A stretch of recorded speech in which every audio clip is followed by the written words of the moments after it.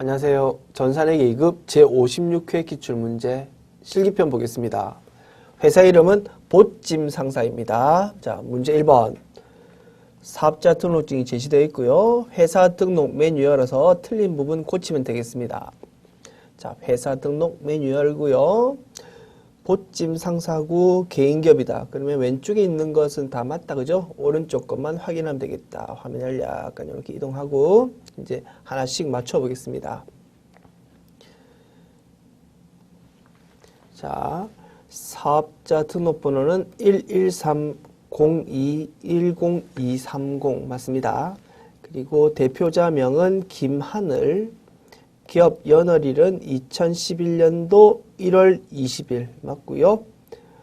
사업장 소재지는 구로구 개봉 1동 50번지입니다. 맞고, 업태는 도소매인데 제조로 되어 있네. 요거를 고쳐야 되겠다. 제대로, 그지? 업태를 고치고, 종목은 가방이 맞게 되어 있네. 오케이. 세무서는 구로 세무서인데 종로로 되어 있거든요. 요거 고쳐야 되겠다. 두 군데 고치면 되겠습니다. 자, 고칠까요? 업태를 제조해서 도소매로 고치고요. 그리고 관할 세무서를 종로에서 구로로 고쳤습니다. 두 군데 고쳤으니까 수정 완료된 거죠? 메뉴 닫읍시다. 1번 문제 풀어보았고요. 문제 2번 넘어갑니다. 문제 2번은 전기분 손익계산서 문제네요. 전기분 손익계산서를 제시해주고 해당 메뉴 열어서 숫자 틀린 것 고쳐라 이겁니다. 그리고 단 전기분 재무상태표는 적정한 것으로 본답니다. 즉 재무제표 간 연관관계는 고려하지 말고 제시되어 있는 손익계산서만 잘 고치라 말이죠. 오케이. 자, 전기분 손익계산서 메뉴 열어서요. 이제 하나씩 맞춰보면 되는 거지. 자, 매출액, 매출액이 틀렸다, 그죠? 52850000으로 고쳐야 되겠다. 그리고 매출 원가는 맞습니다.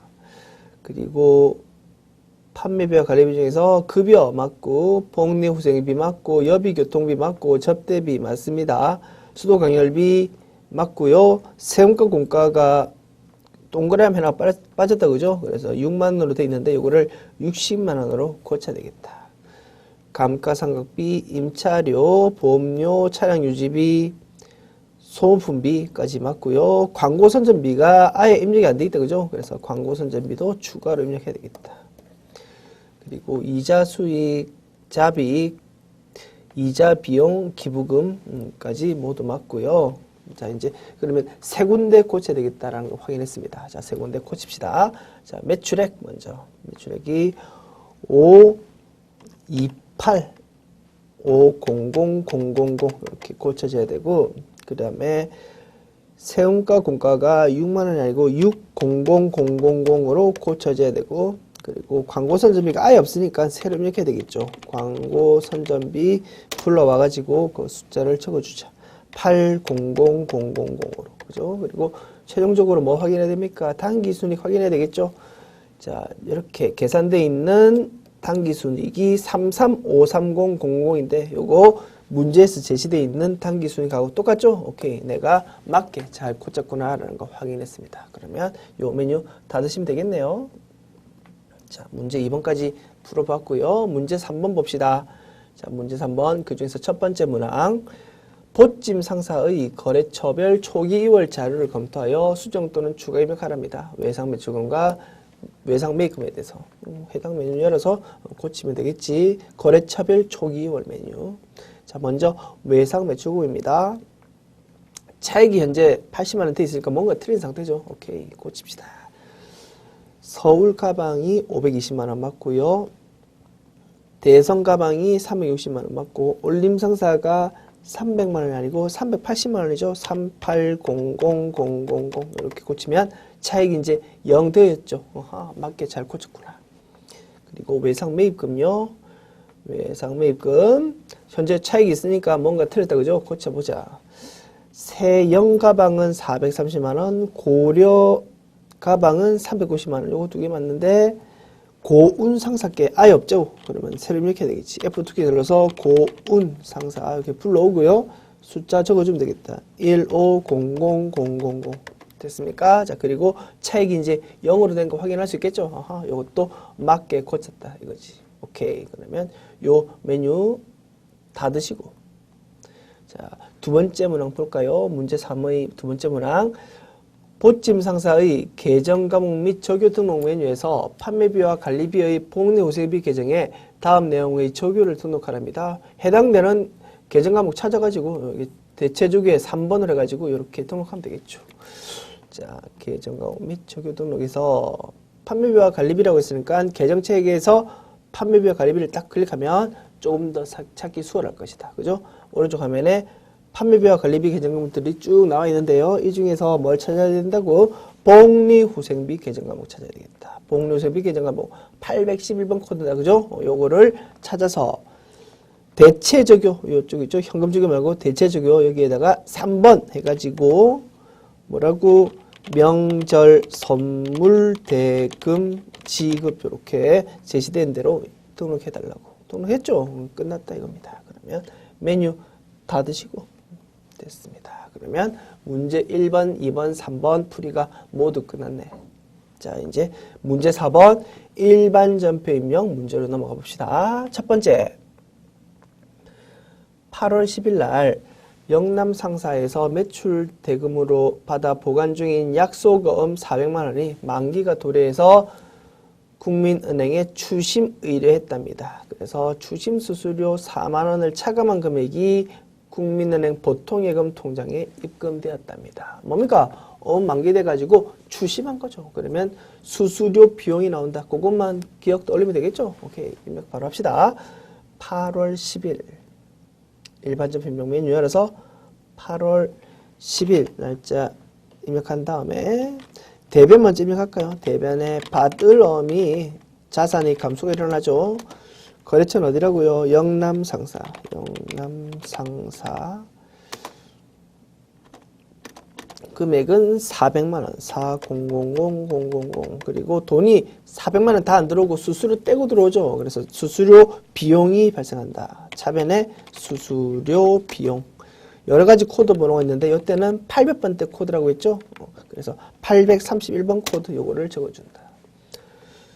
금액은 얼마라고요? 수수료가 4만원이래. 40000. 그리고 나머지 금액만 보통예금으로 들어온다. 그래서 보통예금 이렇게 입력해주면 되겠다. 그래서 뭐 국민은행 보통예금 통장에 입금됐다라고 돼가지고 여기 거래처에 국민은행 적어줘도 무방합니다. 그러나 일반적으로 보통예금은 채권 채무가 아니기 때문에 거래처를 일반적으로 적지 않죠. 그래서 적지 않아도 되겠다 이겁니다. 오케이. 자, 이렇게 입력해봤고요. 자, 두 번째 문제요. 8월 24일 날 사업 확장을 위해서 한라저축은행에서 500만 원을 차입하여 즉시 당사 보통예금에 이체했답니다. 차입기간 3년이고요. 이자 지급은 매월 말일날 하고 이자율은 연 6%랍니다. 뭡니까? 돈 빌렸다는 거지. 장기 차입금이 발생함으로써 돈이 들어왔다 이겁니다. 보통예금 통장으로. 이자에 관한 정보들이 쭉 나와 있지만 이런 것들은 실제로 이자 줄 때 고려해야 될 상황이고 지금은 그냥 차입금 원금 들어온 거래니까 요거는 별로 필요가 없다. 이번 분기에서는. 그죠? 그리고 차입기금은 3년을 통해서는 우리는 이거 장기 차입금이구나. 그거를 알 수 있는 거죠. 오케이. 자, 분석 끝났습니다. 입력합시다. 8월 24일 날 대변에 부채가 증가하겠죠. 장기 차입금이라는 부채가 증가하게 할 것이다. 거래처는 어디라고? 한라저축은행.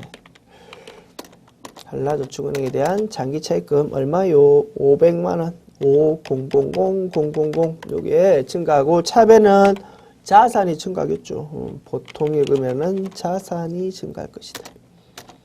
얼마? 500만원. 됐죠. 이렇게 분개하면 지금 현재의 거래에 대한 분개는 끝난 거지. 이자는 고려할 필요 아직까지 없는 거지. 자, 다음 문제요. 3번. 8월 25일 날 경기 상사의 상품을 500만 원에 판매하여 미리 받은 계약금 50만 원을 제외한 대금 중 100만 원은 동전 발행 약속 어음으로 받고, 즉 우리는 받을 어음으로 회계 처리하면 되는 거죠. 그리고 잔액은 1개월 후에 받게 됐답니다. 외상 매출금 처리하면 되는 거죠. 그래서 차변 쪽에 일단 계약금 받은 선수금이 대변에 잡혀 있거든요. 그거를 먼저 차변에 적어주고, 그리고 100만 원만큼은 받을 업무로 기록하고, 나머지 금액은 외상 매출금으로 기록하고, 차변에 세 가지 계정이 오게 되는 상황이죠. 대변은 그냥 상품 매출 기록하면 될 것이고. 분석 끝났습니다. 8월 25일 날 분기해 봅시다. 대변의 상품 매출 금액은 500만원, 5000, 그리고 차변의 선수금 먼저 기록하는 거지. 거래처는 어디라고요? 경기 상사. 금액은 500000, 그리고 차변에 받을 어디 경기 상사지? 거래처는 그죠? 동점 발행 약속 어음으로 바꾸라고 했지 않습니까? 그죠? 동점은 앞에서 말한 그 회사, 즉 경기 상사를 그 말입니다. 100000, 그리고 나머지 350만 원은 외상 매출금으로 기록하자. 거래처 마찬가지 경기 상사죠. 경기 상사 이렇게 기록해주면 되겠다. 자, 다음 문제요. 4번. 8월 28일 매장에서 사용 중인 냉온풍기 취득원가는 300만원, 감가상각 누계액은 180만원. 요거를 경인 상사에 80만원에 처분하고 대금을 월발에 받기로 했답니다. 유형자산 처분 거래죠. 자주 나온다. 그죠? 일단 분기 입력하기 전에 유형자산 처분 손익 먼저 분석해 봅시다. 나중에 전표 입력했을 때 결과하고 똑같은지 확인해 보려고. 자, 장부금이 얼마짜리입니까? 이 냉온풍기. 계정 과목은 비품으로 되어 있겠죠. 비품이라는 유형자산으로 되어 있을 것이고, 장부금액은 300만원 빼기 180만원, 120만원짜리입니다. 120만원짜리 유형자산을 얼마에 팔았다고요? 80만원을 팔았다고.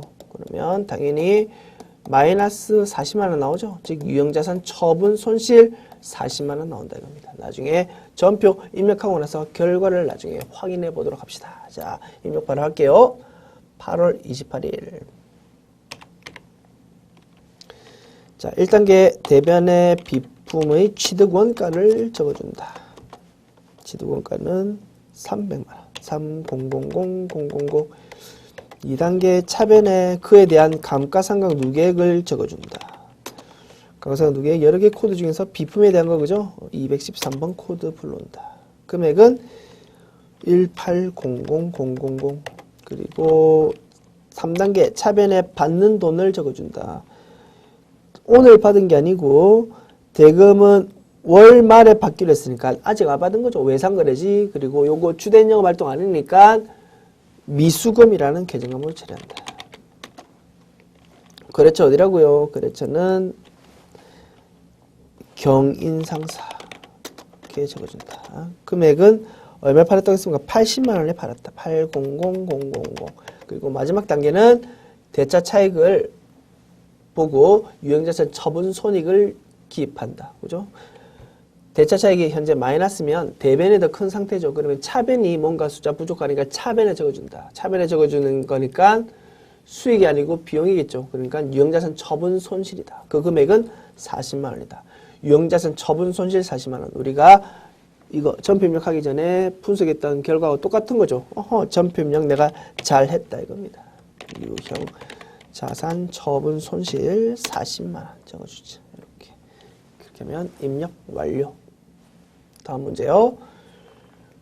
5번 9월 2일 날 보라 상사의 외상 매입금 150만 원을 지급하기 위하여 대박 상사로부터 매출 대금으로 받은 약속어음을 배서 양도한답니다. 자주 나오는 분계죠. 그래서 외상 매입금에는 부채가 있거든. 이제 돈 줄 때가 됐어. 그런데 돈이 없어가지고 어음을 줬다 이겁니다. 돈 대신. 그게 뭡니까? 어음의 배서 양도죠. 그래서 차변 쪽은 외상 매입금이라는 부채의 감소가 올 것이고, 대변은 받을 어음이라는 자산의 감소가 올 것이고, 그런데 거래처는 각각 달랐다. 그지? 어음은 거래처가 어디입니까?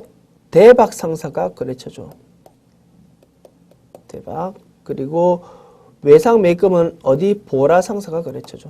그래서 계정 과목도 중요하지만 거래처도 중요하다. 그렇죠? 이런 문제가 자주 나온 것 같아요. 자, 5번 분계 입력해 봅시다. 9월 2일입니다. 차변의 외상 매입금,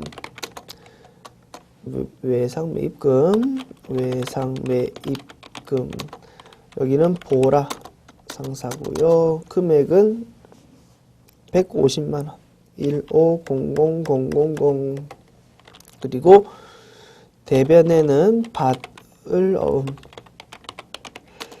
여기는 거래처가 대박 상사, 150만원 이렇게 기입해 주면 되겠다.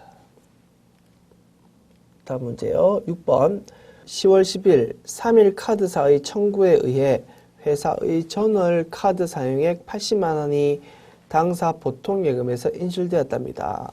거래처 원장을 조회하여 처리할 것이라고 되어 있네요. 신용카드로 결제했을 때 대변에 미지급금 또는 외상 매입금 계정 과목이 사용되죠. 그리고 거래처는 신용카드사로 될 것입니다. 자, 그러면 거래처 원장에서는 자, 금액은 제시되어 있지만 이제 거래처 원장을 통해서 확인해야 될 거는 그 계정 과목이 미지급금인지 외상 매입금인지 그거를 확인하면 되는 것이지. 자, 확인해 볼게요. 자, 거래처 원장을 열어서 일단 자, 10월 10일 분께인가요? 그러면 1월부터 10월 10일까지 이렇게 검색해 볼게요. 그리고 계정 과목은 자, 일단 미지급금 계정 과목을 먼저 검색해 볼게.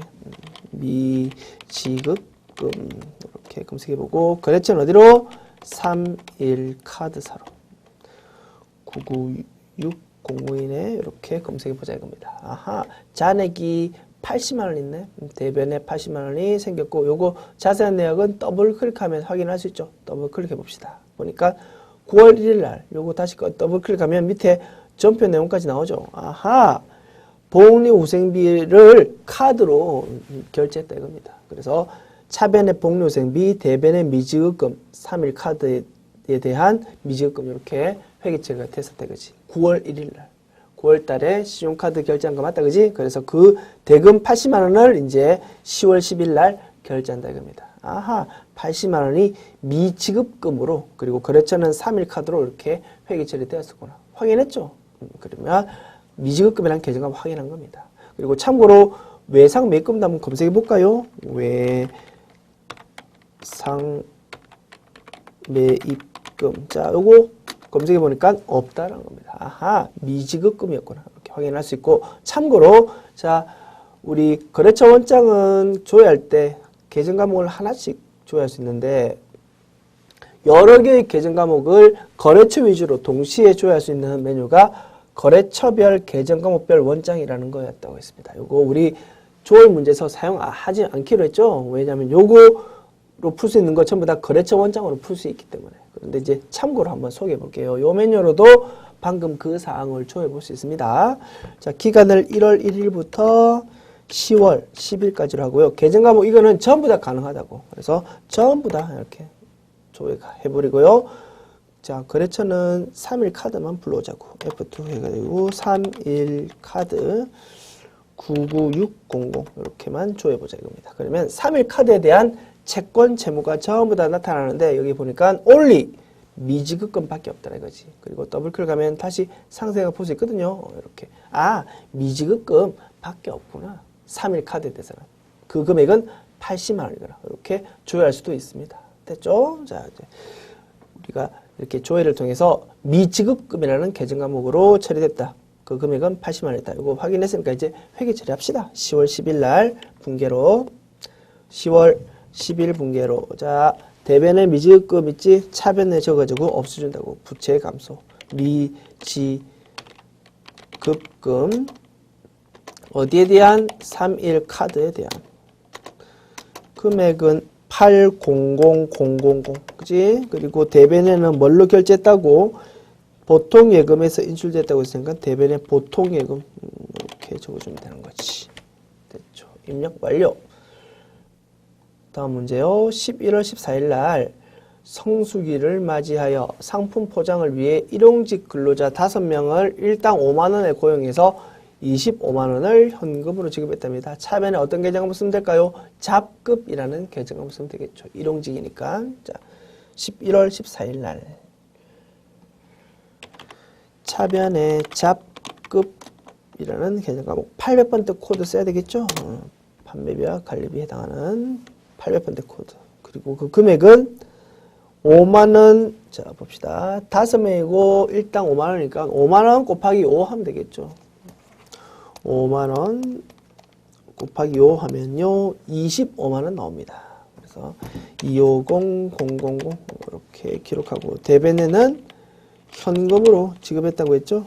25만원. 대변에 현금 25만원을 기록하면 되겠다. 입력 완료. 다음 문제요. 8번.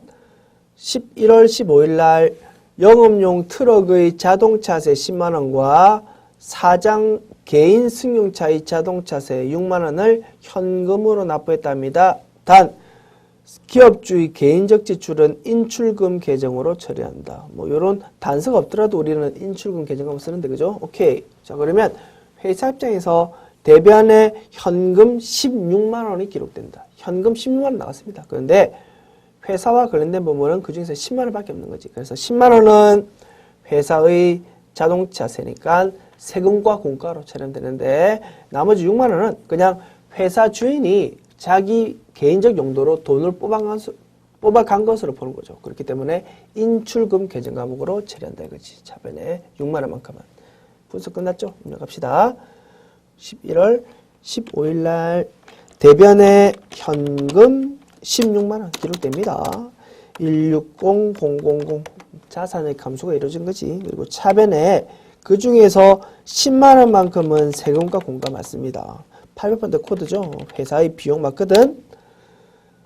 100000. 그런데 나머지 6만원은 회사 비용 아니야. 그냥 회사 주인이 그냥 뽑아간 거야. 그래서 차변에 자본의 감소가 되겠죠. 거래 판료소 계략 관계를 보면. 그래서 차변에 인출금이라는 계정 과목을 써준다. 됐죠? 6만원만큼 이렇게 처리하는 것이다. 자, 지금까지 이제 문제 4번 일반적 표명형 문제 풀어보았고요. 문제 5번 오류 수정 문제 풀어봅시다. 자, 첫 번째 문항 10월 25일자 분계를 합니다. 10월 25일 분계를 일단 열고 생각해 볼까요? 10월 25일 이렇게 돼 있네. 차변의 현금, 대변의 상품 매출 이렇게 기록되어 있는데 여기 보니까 오로라 상사의 상품 매출 대금 270만 원의 현금 입금 거래는 알고 봤더니 상품 매출 대금은 120만 원밖에 없고 나머지 150만 원은 외상 대금의 회수였대. 그러면 자, 차변에 현금 270만 원 들어온 건 맞아. 근데 대변에 상품 매출을 기록해야 되는 거는 270만 원이 아니고 120만 원이 될 겁니다. 1200000 그리고 나머지 150만 원은 대변에 외상 매출금이 기록돼야 된다. 즉 자산의 감소가 기록돼야 되는 것이다. 그 거래처는 어디라고요? 오로라 상사. 오로라.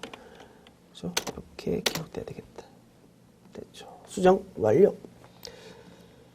두 번째요. 11월 18일 분계를 합니다. 11월 18일. 현재 이렇게 돼 있네. 대변에 현금 10만원, 차변에 세금과 공과 10만원 이렇게 회계 처리되어 있거든요. 여기 밑에 나와 있죠. 출금 전표의 경우 한 줄로 보면 눈이 조금 잘 익지 않으니까 밑에 걸로 보면 됩니다. 저 전표 내용은 차변, 대변 이렇게 출금 전표라고 나와 있는 이 부분에서 회계 처리를 볼 수 있죠. 대변에 현금 10만원, 차변에 세금과 공과 10만원 이렇게 회계 처리되어 있거든. 자, 이건 열었는데 사실은 뭐라고요? 현금 10만원을 지출하고 세금과 공과로 회계 처리한 거는 알고 봤더니 확인 결과 창원시청에 기부한 금액이랍니다. 기부금이다 이겁니다. 그러면 계정 과목을 차변에 세금과 공과가 아니고 기부금으로 고쳐주면 되겠지 뭐. 그죠? F2키 눌러서 기부금 이렇게 고쳐주자. 계정 과목만 고치면 끝난 거지. 오케이. 그리고 적용 창원시청 기부금이라고 되어 있으니까 뭐 굳이 없앨 이유가 없겠죠. 그대로 놔두면 되겠다. 오케이. 이렇게 하면 수정 완료. 자, 문제 6번 결산 문제 봅시다. 첫 번째, 인출금 계정 잔액을 정리한답니다. 인출금 계정 과목이 정식 재무제표에 나타나면 안 되죠. 그래서 인출금 잔액은 자본금으로 대체해야 되겠다. 자, 그러면 일단 일반 잔표 입력 날짜를 12월 31일로 고치고, 자, 이제 입력 시작하자. 입력하기 전에 합계 잔액 시산표로 조회를 먼저 해봐야 되겠네요. 12월 31일로 조회하고, 자본 쪽에 있겠죠. 자본 쪽에 인출금이 있을 것인데, 있네, 그지? 얼마가 돼 있습니까? 인출금은, 자, 다시 컷을 조금 밑으로 이동할게요. 이렇게 놔두고. 자, 자본 쪽에, 그지? 자본금과 인출금이 있다, 그죠? 우리가 원하는 건 지금 인출금이죠? 인출금을 보니까 대변 쪽에 마이너스 50만 원으로 기록되어 있네. 그 말인 즉슨 차변 쪽에 현재 잔액이 50만 원 있다 이겁니다. 요거는 합계 쪽을 봐도 알 수 있겠죠?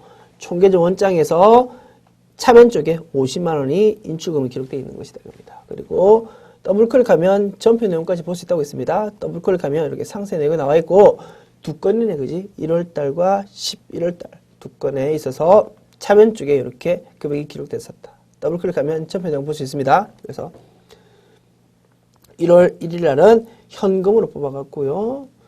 11월 15일 날은 이렇게 우리 아까 분계 입력했던 거죠. 세금과 공과와 차변 쪽에 인출금 이렇게 두 가지가 기록되고 대변에는 현금 10만 원 기록되었던 요 분계였다 이겁니다. 그래서 이런 결과에 따라서 50만 원만큼 인출금 계정 과목이 차변 쪽에 기록되었다. 차변 쪽에 있는 거를 이제 뭘로 처리해야 됩니까? 자본금 계정 과목으로 대체해야 되겠지. 그러다 보니까 인출금 차변에 있는 거를 대변에 보내서 없애주고 차변 쪽에는 자본금 계정 과목을 적어준다 이거지. 그 분계를 하면 되는 거죠. 오케이. 자, 차변 쪽에 잔액이 있으니까 대변 쪽에 적어준다. 그래서 특징이라고 했습니다. 요 우리 K1의 프로그램상의 특징에 따라 요 원래는 차변 쪽이 50만 딱 적히면 될 것을 대변에 마이너스 50만 원 이런 식으로 적힌다라고 했습니다. 인출금 계정 과목만. 자, 그래서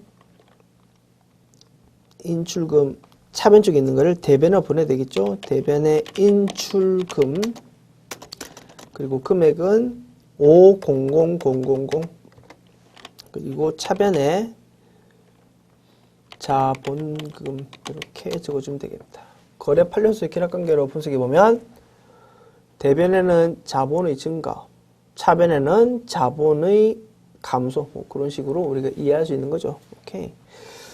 자, 그러면 이러한 분계를 통해서 이제 인출금 계정 과목이 사라지고 자본금이 대신 감소하는 효과가 나타나 버린다. 이런 겁니다. 자, 그리고 나서 합계 잔액시산표로 이제 확인해 보고 싶다 이겁니다. 합계 잔액시산표에서 조회, 즉 세로 고침이죠. 이거를 클릭하면 이제 인출금 계정 과목 잔액이 얼마가 되겠습니까? 0이 되겠죠. 그거 확인해야 되겠다. 자본금 밑에 인출금이 나와 있고 보십시오. 차변에 50만 원, 대변에 50만 원 이렇게 기록되다 보니까 잔액이 얼마나 나와 있다고요? 0으로 나와 있다 이겁니다. 잔액은 인출금 계정 과목 항상 잔액이 이쪽에 나온다고 했죠? 플러스든 마이너스든 간에 이쪽에 0으로 기록되어 있다 이겁니다. 맞죠? 그럼 내가 기말 수정 분계를 잘 했구나라는 거지. 확인할 수 있었다. 됐습니다. 2번입니다. 잠깐만. 2번 넘어가기 전에 가끔 질문이 오거든요. 방금 1번 문제와 관련해가지고 부연 설명 하나만 해볼게요. 자, 우리 인출금 계정 과목에 대해서 아까 내역을 보니까 11월 15일 분계가 우리가 문제 4번 일반 전표 입력에서 입력했던 문제다 이겁니다. 그런데 만약에 문제 4번을 입력해서 좀 틀렸다 이거지 우리가. 그러면 그 문제 틀려버리면 요 인출금과 관련된 결산 문제까지 짜라락 자동으로 둘 다 틀려버릴 수 있다 이거지. 맞죠? 왜냐하면 인출금의 출발점이 우리는 50만 원으로 보고 대변에 인출금 50만 원, 차변에 자본금 50만 원 이렇게 적었는데 만약에 요 분계가 11월 15일자 분계가 틀렸으면 인출금 출발점이 뒤틀린 상태로 출발할 거잖아. 그러면 금액이 50만 원이 아니고 다른 금액이 되었을 거다 이겁니다. 그러면 둘 다 앞에 거 틀리는 바람에 뒤에 것도 자연스럽게 틀리지 않느냐라고 걱정을 하시는 분이 있다. 그러나 그렇게 채점하지는 않습니다. 앞에 거 틀린 것에 대해서는 그 부분만큼 감점이 되겠지. 그렇지만 뒷문제를 채점할 때는 결산 문제에서 채점할 때는 이렇게 채점한답니다. 합계 잔액시산표를 열어봐가지고 잔액이 0이 됐으면 이 문제를 맞춘 걸로 본답니다. 됐죠? 그래서 만약에 출발점이 44만 원이다. 예를 들어서. 그러면 44만 원을 대변에 기록하고 인출금, 그리고 차변에는 자본금을 44만 원 기록하겠죠. 결산분기로. 그러면 인출금의 잔액이 얼마 남아있겠습니까? 0이 되어 있겠다 이겁니다. 그죠? 그러면 결산 문제, 그 문제는 맞는 것이다. 그래서 결산 문제는 항상 지금 내 데이터 입장에서 어떻게 회계 처리해야 되지? 거기에 집중해가지고 회계 처리하면 그 로직만 맞다면 정답으로 인정되는 것이다. 비록 출발점이 혹시 틀리는 상황이라 하더라도. 됐죠? 그거 말씀드리고 싶네요. 가끔씩 질문합니다. 그래서 대표적인 예가 이런 인출금, 그리고 우리 상품 매출 원가 분계 있죠. 그래서 앞에서 상품과 관련된 분계가 틀려버리면 출발점인 판매 가능 상품이 틀려버린 겁니다. 그죠? 그런 경우도 마찬가지입니다. 출발점 틀린다 하더라도 채점은 모른다고요? 기말 수정 분계를 내 현재 데이터 가지고 내가 알고 있는 로직대로 잘 풀었냐 그걸로 채점한다고. 즉 상품의 잔액이 문제에서 제시되어 있는 기말 재고자산 금액하고 똑같게 지금 남아있다. 상품 쪽에, 자, 재고자산 쪽에 보면 상품 쪽이 여기 있죠. 현재 161880000 돼 있는데 요거는 판매 가능 상품이잖아. 그지? 그래서 요 출발점이 혹시 틀린다 하더라도 기말 수정 분계는 철저하게 내 지금 데이터 가지고 하자 이겁니다. 그래가지고 나중에 기말 수정 분계를 하고 나면 상품 쪽 차변이 뭘로 남아있습니까? 기말 재고자산 금액으로 남아있겠죠. 그래서 문제에서 제시된 기말 재고자산 금액으로 딱 남아있는 것만 확인된다면 그 문제는 정답으로 인정된다 이겁니다. 출발점이 다르다 하더라도. 그리고 또 대표적인 예가 이겁니다. 대손 충당금에 대한 추가 설정 문제. 만약에 외상매출금과 바드럼 있죠. 요거 출발점이 달라버리면 결산 분기할 때 차변 대면 금액이 달라질 수밖에 없다고. 그렇지만 채점 어떻게 한다고요? 채점은 철저하게 합계 차리시사표로서 외상매출금과 바드럼 잔액에 대해서 1%만큼이 대손 충당금이 설정된 것으로만 나타나 있다면 그 문제는 정답으로 인정된다. 그렇게 채점이 된답니다. 요는 뭐라고? 앞에 문제 틀리더라도 뒷문제는 영향이 없도록 채점되니까 그냥 내 현재 상황에서 집중해가지고 결산 문제 풀라고. 됐죠? 그 말씀 드리고 싶었습니다. 됐습니다. 자, 이제 다시 진행할게요. 2번으로 넘어갑시다. 결산일 현재 단기 대여금에 대한 이자 수익 중 미경과분이 200만 원이랍니다. 이자 수익으로 인식했거든. 대변에 현금을 받았다 이게 말입니다. 현금으로 이자를 받았는데 그 중에서 아직 기간이 경과하지 않은 것, 즉 내년 거 미리 받은 게 포함되어 있었지. 그 부분은 어떻게 이자 수익이 지금 현재 너무 많이 계산됐으니까 대변 쪽에 그죠? 차변에 이자 수익 적음으로써 수익을 좀 감소시켜주고 대변에 뭐라고 적으면 됩니까? 선수 수익이라는 부채로 적어주면 되는 것이지. 그죠? 그 금액은 200만 원이었다. 분석 끝났죠? 입력합시다. 12월 31일자로 자, 차변의 이자 수익을 좀 감소시켜 주는 겁니다. 금액은 200만 원. 2000000 그리고 대변에는 선수 수익이라는 부채를 기록해 줍니다.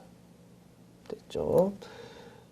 3번 결산일 현재 현금 과부족으로 처리되어 있는 현금 과다액 4만 원에 대한 원인이 아직 밝혀지지 않았답니다. 현금 과다액이래. 그러면 현금 과다액이 발견됐을 때 어떻게 회계 처리합니까? 장부금액보다 실제금액이 더 많으니까 장부금액을 일단 실제금액에 맞추기 위해서 현금이라는 계정 과목을 증가시키겠죠. 차변 쪽에 4만 원. 그리고 대변에는 뭘로 적어준다고요? 현금 과부족으로 적어준다고. 얼마? 4만 원. 이렇게 했었는데 원인을 아직 못 받겠으니까 이제 결산이라는 요거를 차변에 적어주고요. 그리고 대변에는 이제 잡이익으로 써주면 되겠지. 됐죠. 그래서 요 분계를 하면 되겠다. 입력합시다. 차변에 현금 과부족 4만 원 그리고 대변에는 잡이익 4만 원 이렇게 적어주면 되겠다. 그리고 마지막 문제요. 4번 12월 31일 기말 상품 재고액 540만 원이다. 회계 처리 시 구분해서 5 결산 차변, 6 결산 대변을 사용해서 입력하시오. 전형적인 매출원가 문제죠. 합계 차리시산표로 풀어보자. 그래서 상품 계정 금액의 차변 쪽에 161880 요 금액이 판매 가능 상품 금액이다. 즉 기초 재고 플러스 단기 매입액이다. 그죠? 여기인데 요 상태에서 제시되어 있는 기말 재고 금액인 540만 원을 차감한다. 그러면 올해 인식해야 될 매출 원가가 계산되죠. 161-880-000 빼기 540만 원은 156-480-000 이렇게 될 것이다. 자, 이렇게 금액 확인했고요. 요 금액을 이제 전표로 입력합시다. 자, 일반 전표 입력 열어서 5번 결차 해가지고요. 상품 매출 원가. 자, 금액은 156-480-000 그리고 결대 상품 이렇게 적어주면 되겠다. 그리고 합계 잔액 시산표 확인해야 되겠다. 그지? 그래서 새로 고침 눌러가지고 상품의 차변 잔액이 제시되어 있는 540만 원을 맞다. 그러면 나는 정답으로 인정돼 버린다. 겁니다. 540만 원 맞죠? 그럼 나는 정답으로 인정.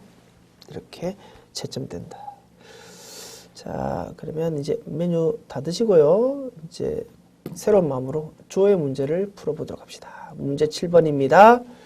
자, 그 중에서 첫 번째, 6월 말 현재 외상 매출금의 평가성 충당금을 반영한 장부가액은 얼마인가라고 물었습니다. 6월 30일 현재 외상 매출금 잔액 빼기 그에 대한 대손 충당금 한 금액은 얼마냐? 그거 묻는 거죠. 그게 장부가액이잖아. 외상 매출금 잔액 빼기 그에 대한 대손 충당금 이렇게 계산한 게 장부가액이다 이거지. 자, 그러면 일정 시점 현재의 잔액을 묻고 있으니까 합계 잔액 시산표도 가능하고요. 자산 부채 자본에 대한 일정 시점의 금액을 묻고 있으니까 재무상태표도 가능하다. 둘 다 가능하거든요. 둘 다 한번 볼게요. 일단 재무상태표를 볼게요. 이게 훨씬 편하다고. 보십시오. 6월 이렇게 달만 기록하면 되죠. 그러면 6월 30일 현재의 금액이 나와 있는데 자, 그 중에서 자산 쪽에 있겠죠. 당좌 자산에 있는 외상 매출금과 그에 대한 대손 충당금 금액을 묻고 있다 겁니다. 그래서 외상 매출금은 921-00000 그에 대한 대손 충당금은 1100000이니까 여기서 요거 A에서 B를 뺀 금액이 답이 될 것이다 겁니다. 그러나 일일이 뺄 필요 없어. 그 뺀 금액, 즉 장부 금액 자체가 여기에 딱 나와 있다 겁니다. 9,100만 원으로. 그죠? 실제로 계산한 값이 요거 동일하겠죠. 그래서 일일이 빼지 않고도 바로 한눈에 볼 수 있다는 장점이 있다. 큰 장점이 있다. 어디? 재무상태표는. 그래서 장부 금액이 나와 있다 겁니다. 유형자산도 마찬가지입니다. 취득 원가와 감가상각 누계 요거 두 개를 일일이 빼지 않고 그 뺀 순수한 장부 금액이 즉 1,400만 원만큼이 이렇게 딱 바로 계산돼 가지고 보여진다는 장점이 있다. 재무상태표는. 그죠?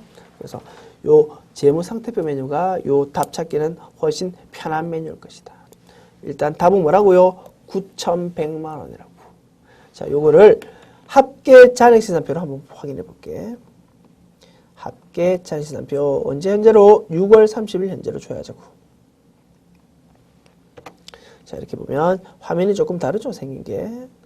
자, 외상 매출금에 대해서 잔액 차변에 나와 있고 대손 충당금에 대해서 잔액 대변에 나와 있거든. 그래서 장부 금액을 구하려면 A에서 B를 이렇게 빼야 되는 계산기 작업이 필요하다 이겁니다. 그래야지만 아까 구했던 9,100만 원이라는 답을 구할 수 있다. 조금 귀찮겠지, 그지? 그래서 이렇게 장부 금액을 묻는 문제는 재무상태표를 활용하자. 이렇게 우리가 정리해 볼 수 있겠네요. 오케이. 자, 1번 문제 완료. 자, 메뉴 닫으시고요.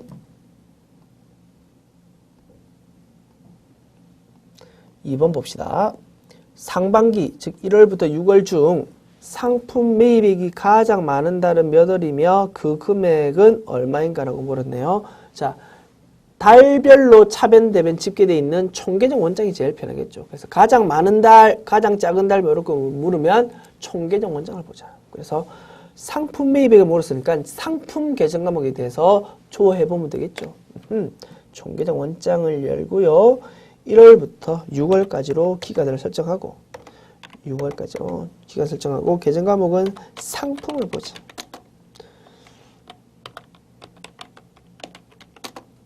됐죠? 이렇게 조여보자. 그러면 달별로 차변, 대변 금액이 쭉쭉 나와 있는데 상품 취득하는 거는 차변 쪽에 기록되겠죠. 상품 계정 과목이. 그래서 차변 금액이 제일 큰 달을 찾으면 되는 것이지. 자, 뭐가 제일 큽니까? 요 6월 달이 제일 크네. 이렇게.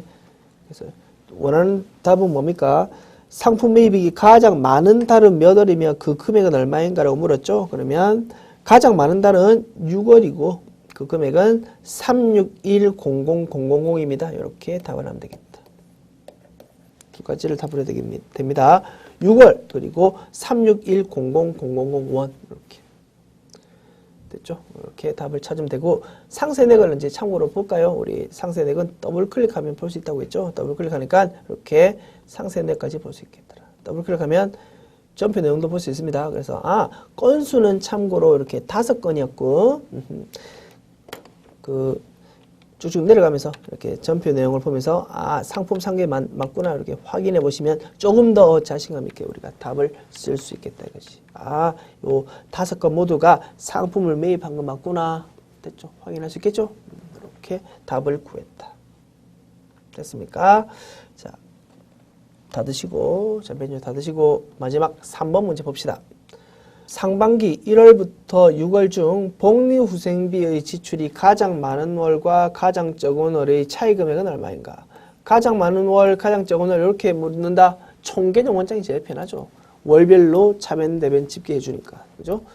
계정 과목은 복리후생비 계정 과목 보면 되겠지. 자, 다시 총계정 원장 열어봅시다.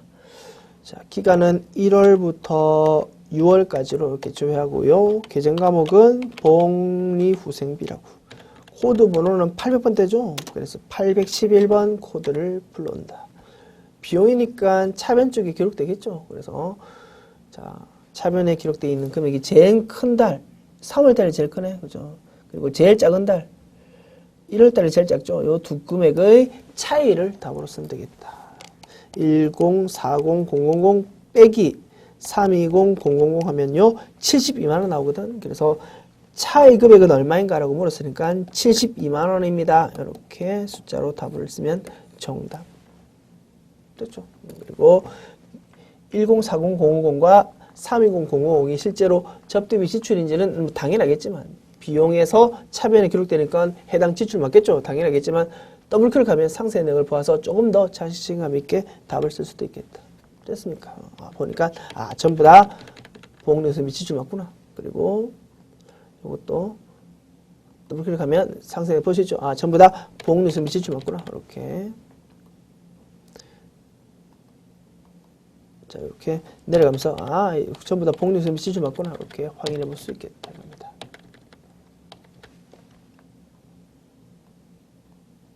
됐죠? 이렇게 상세대까지 볼 수 있다는 거 확인했고요. 자, 그러면 이렇게 함으로써 우리 제56회 기출문제 모두 다 풀어보았네요. 어떻습니까? 평이하게 출제됐다, 그죠? 오케이. 자, 수고했습니다.